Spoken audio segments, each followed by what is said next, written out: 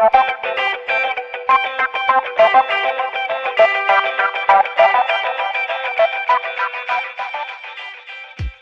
saya Thomas, saya guru pencaksilat di Prancis, di kota Montpellier.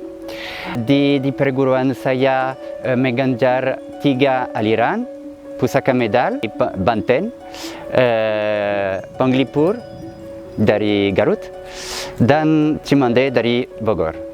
Mon école, l'école Self-Défense Montpellier Silat, a ouvert en 2016.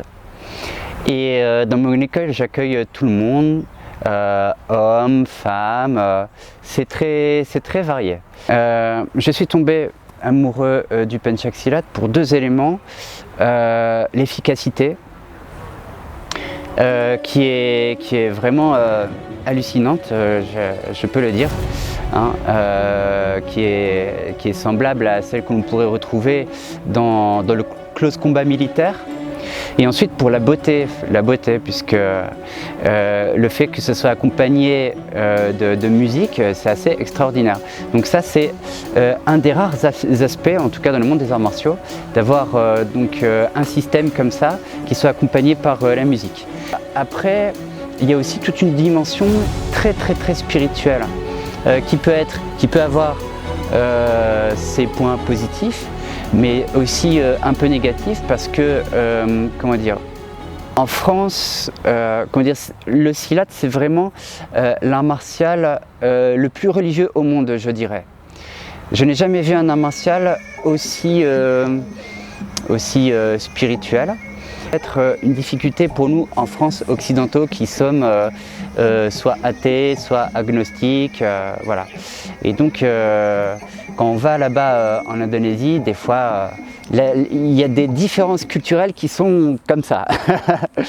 Mais bon, ce qui compte c'est de mettre les différences de côté et de rester sur ce qu'il y a d'universel et d'humain. Et se contenter en fait de ça en fait.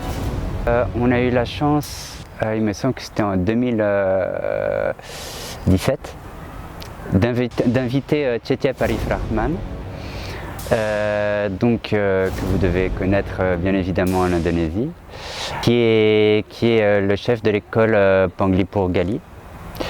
Je l'avais rencontré lors d'un stage à Paris en 2016. Ça m'avait donné l'occasion de l'inviter et il m'a dit je te promets, je vais venir dans ta ville faire un stage. Et il a tenu sa promesse et je suis très touché de ça. Et donc c'était extraordinaire parce que c'était sur 3 jours et il y a eu beaucoup de monde. Ensuite on a eu l'occasion d'inviter Dian Nurdini qui était son assistante, ancienne championne d'Indonésie et d'Asie du Sud-Est. Qui m'avait accueilli chez elle d'ailleurs à Bandung pendant plusieurs jours. Et donc moi j'ai voulu lui rendre l'appareil puisqu'elle m'avait accueilli pendant près de 10 jours chez elle. Et moi je lui ai dit bon ben tu viendras faire un stage. Elle est venue faire un stage ici aussi et c'était vraiment très chouette. J'ai encore beaucoup de projets pour inviter des Indonésiens, surtout que ça marche bien parce que j'aime pas trop l'avion, hein. J'aime pas prendre l'avion donc je préfère que ce soit eux qui le prennent pour venir ici. Grâce au pencaksilat, j'ai pu découvrir le consulat de Marseille.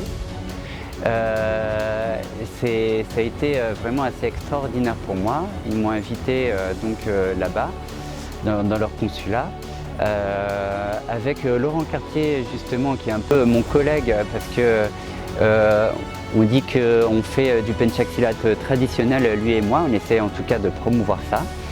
Donc avec lui, dès qu'on est invité par le consulat, hop, on s'embarque et on va faire une petite démo là-bas au consulat. Et donc effectivement, ça nous permet de rencontrer des Indonésiens de tout âge d'ailleurs, hein, des étudiants de là-bas, et c'est assez extraordinaire. Et ça nous permet aussi de pouvoir manger des spécialités, les spécialités indonésiennes justement, comme le saté, nasi goreng, mie goreng, voilà. Si je suis prof de pencaksilat maintenant, c'est grâce à beaucoup de maîtres français et aussi indonésiens. Mais je peux remercier déjà pour la France Bruno Roland, Benjamin Ponce, Gorka Echari, Gabriel Fakal, et puis en Indonésie, Cece Parif Rahman, je remercie Dian Nurdini, Asep Gurwawan, Agus Jahari, et je vous dis tous hello, dan terima kasih.